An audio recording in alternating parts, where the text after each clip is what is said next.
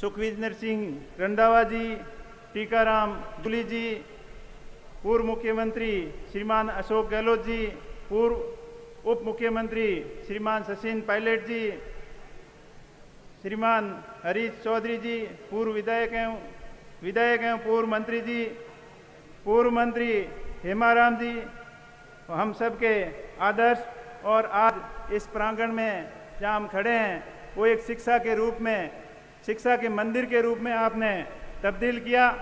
और सम्मानित मंच, प्रदेश से आए हुए समस्त पूर्व विधायक, वर्तमान विधायक, समस्त संगठन के पदाधिकारीगण, सामने विराजमान थार की देवतुल्य जनता, दूर दराज से पधारे हुए समस्त नागरिकगण और समस्त भारतीय सेना के पूर्व सैनिक, भारतीय सेना की वीरांगनाएं, आप सभी का मैं बाड़मेर का सांसद होते हुए इस थार नगरी में आप सभी का बहुत बहुत हार्दिक स्वागत करता हूं, अभिनंदन करता हूं।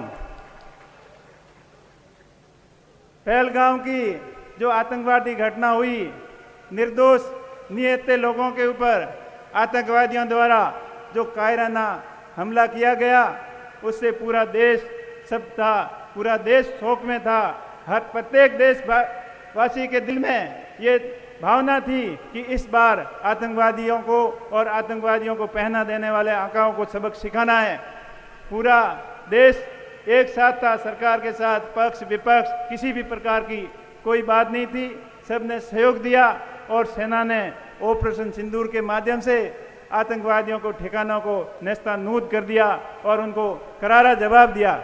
उसी सेना के सम्मान में आज ये विशाल प्रोग्राम रखा गया और भारत के अंदर 15 जगह कांग्रेस पार्टी के शीर्ष नेतृत्व द्वारा डिसीजन लिया कि सेना के सम्मान में देश भर के अंदर जय हिंद सभा के माध्यम से समारोह किए जाएंगे। आप बड़ी संख्या में पधारे, आप सभी का बहुत बहुत आभार। हमारा थार का क्षेत्र हमेशा देशभक्ति की भावना से ओतप्रोत रहता है। यहाँ के प्रत्येक गांव से, प्रत्येक परिवार से कोई न कोई सेना के अंदर जरूर सेवाएं दी है और हजारों युवा सेना के अंदर सेवा देकर अपने आप को गर्वित महसूस कर रहे हैं। हम थार के वासी, प्रत्येक आदमी को अपने ऊपर गर्व है कि हमारी भारतीय सेना हर मोर्चे पर मजबूत है।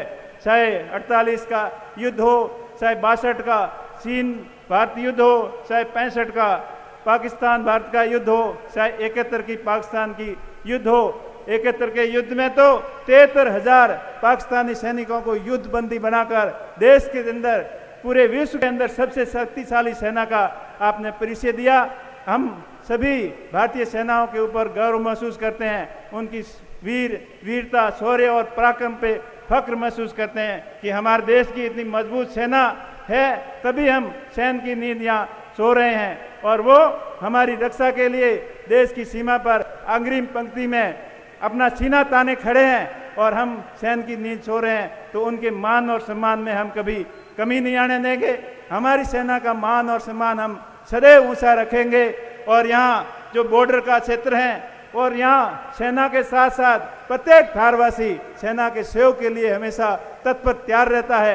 अब जैसी जो पिछले दिनों घटनाक्रम हुई तो प्रत्येक थारवासी कोई डरा हुआ नहीं था, कोई सहमा हुआ नहीं था और प्रत्येक, चाहे बुजुर्ग हो चाहे जवान हो, हर आदमी सेना के सहयोग के लिए तत्पर तैयार रहने के लिए तैयार खड़ा था। हम उन सेनाओं को सैल्यूट करते हैं, उनका अभिनंदन करते हैं, उनका मान और सम्मान हमें हमेशा सदैव ऊंचा रखेंगे। अपने थार की विकास की योजनाओं की बात करें तो पूर्ववर्ती अशोक गहलोत जी की सरकार ने, कांग्रेस पार्टी की सरकार ने बहुत महत्वाकांक्षी योजनाएं जो इस थार क्षेत्र को की कायाकल्प करने के लिए महत्वपूर्ण योजनाएं थी। और केंद्र सरकार की राजीव गांधी विद्युतीकरण योजना की बात करें, चाहे पीने के पानी की पेयजल योजनाओं की बात करें, चाहे इंदिरा गांधी नहर और नर्मदा नहर की बात करें, चाहे क्रूड के क्षेत्र में, क्रूड उत्पादन के क्षेत्र की बात करें, चाहे रिफाइनरी की नींव रखने की बात करें, तो ये सारे जो महत्वाकांक्षी विकास योजनाएं हमारी कांग्रेस सरकार के टाइम में शुरू हुई। और जो पिछले 11 साल में हमको क्या मिला? हमको सिर्फ खोखले वादों के अलावा कुछ नहीं मिला। हमें ये सुनने को मिला, यहाँ जब मोदी जी आए थे, महंगाई के नाम पर सत्ता के अंदर आए, झूठ फैला के सत्ता पर आए, यहाँ कई बार आके बड़ी बड़ी घोषणाएं करके गए कि यहाँ गुजरात के कस के तर्ज पर आम और अंगूर की खेती हो जाएगी, थार को मैं हरा भरा कर दूंगा, नदियों से नदियों को जोड़ दूंगा, नर्मदा नहर और इंदिरा गांधी को नहर को जोड़कर थार के बॉर्डर को हरा भरा बना दूंगा। अपने को हवाई सेवाओं के सपने दिखाए, उड़ान योजना के तहत उत्तरलाई हवाई अड्डे को विकसित करने का हमें सपना दिखाया। जैसलमेर बाड़मेर बाबर रेल परियोजना का कई बार घोषणाएं हुई, सपना दिखाया। थार के अंदर बाकासर के अंदर ड्राई पोर्ट द्वारा हमें यहाँ पोर्ट विकसित करने का सपना दिखाया। उन्होंने खाली सपना दिखाने के अलावा कुछ काम नहीं किया। धरातल पे हकीकत पे खाली खोखी थोथी घोषणा के अलावा कुछ नहीं किया। उनके दिमाग में हमेशा यही रहती है, नफरत फैलाओ, आपसी फूट डालो और झूठी घोषणाएं करके लोगों को भाषण के माध्यम से भ्रमित करो।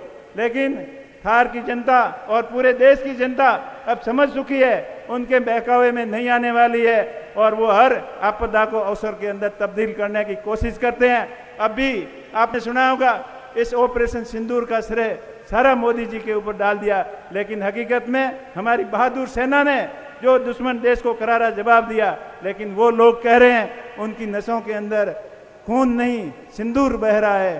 कभी ये भाषण दे रहे हैं कि सेना उनके शरणों के अंदर नतमस्तक है। सेना किसी के शरणों के अंदर नतमस्तक नहीं है। सेना देश की मान और स्वाभिमान बढ़ाने के लिए हमेशा सदैव देशभक्ति की भावना, सभी धर्मों की समानता और सेना के भाव के अंदर सिर्फ और सिर्फ देशभक्ति के अलावा कुछ नहीं रहता है। ऐसी हमारी बहादुर सेनाओं को हम हमेशा याद करेंगे, उनका मान और सम्मान कभी कम नहीं होने देंगे। ये हमारे थार वासियों की पहचान है, हमारे भाईचारे की पहचान है। यहाँ 36 कौम के लोग, सभी धर्मों के लोग आपस में मिलजुल कर रहते हैं, एक दूसरे का भाईचारे का परिचय देते हैं और सभी अपने आपस में एक अच्छी मिसाल दी है भाईचारे और अपनायत की। वो मिसाल हम सदैव कायम रखेंगे और उन वीर सपूतों को हम सदैव याद करेंगे जिन्होंने इस देश के मान और सम्मान के लिए अपने प्राणों का न्यौछावर कर दिया। और हमें फक्र है कि देश के ऊपर कभी इतनी मजबूत सेना होते हुए भी किसी भी प्रकार की कोई आस नहीं आने वाली है। ऐसी देशभक्ति, इसी भावना से ओतप्रोत हमारा थार क्षेत्र है। लेकिन कुछ लोग हमें देशभक्ति सिखाना चाहते हैं, वो देशभक्ति का सर्टिफिकेट बांटते फिर रहे हैं, जो उनकी खुद की पृष्ठभूमि का कोई अता पता नहीं, खुद कैसे कैसे कारोबार के अंदर लिप्त हैं और उनके कैसे कारनामे रहे हैं। वो लोग हमें देशभक्ति सिखाने वाले होते कौन हैं? हम देश के स्वाभिमान और मान और सम्मान के लिए थारवासियों ने हमेशा भूमिका निभाई है और कंधे से कंधा मिलाकर देश के मान और सम्मान को कभी नीचा नहीं होने देंगे। हम वो लोग हैं, ना कि जो बीजेपी की भावना से, उनकी विचारधारा से नहीं मिलती है। उन सब की नज़र के अंदर, उन पार्टी की नज़र के अंदर सारे लोग देशभक्ति नहीं है, ऐसा देश की जनता नहीं मानेगी। सब समझदार जनता है, सब अपने विवेक पे फैसले लेने वाली है और अपने मान और सम्मान को हमेशा ऊंचा रखेगी। इन्हीं शुभकामनाओं के साथ आप सभी बड़ी संख्या में पधारे और आगे भी देश की मान और सम्मान के लिए, सेना के मान और सम्मान के अंदर हम कभी कोई कमी नहीं आने देंगे। और एक बार पुनः सभी मेहमानों का जो दिल्ली से, जयपुर से हमारे शीर्ष नेतृत्व आए हैं, उनका बहुत बहुत हार्दिक स्वागत करता हूं, अभिनंदन करता हूं कि आपके कुशल नेतृत्व के अंदर लोकसभा चुनाव के अंदर कांग्रेस पार्टी ने धमाकेदार वापसी की और ऐसा ही तालमेल हमेशा आगे चलता रहे तो कि स्टेट के अंदर और केंद्र के अंदर आने वाले समय में कांग्रेस पार्टी की सरकार बनेगी।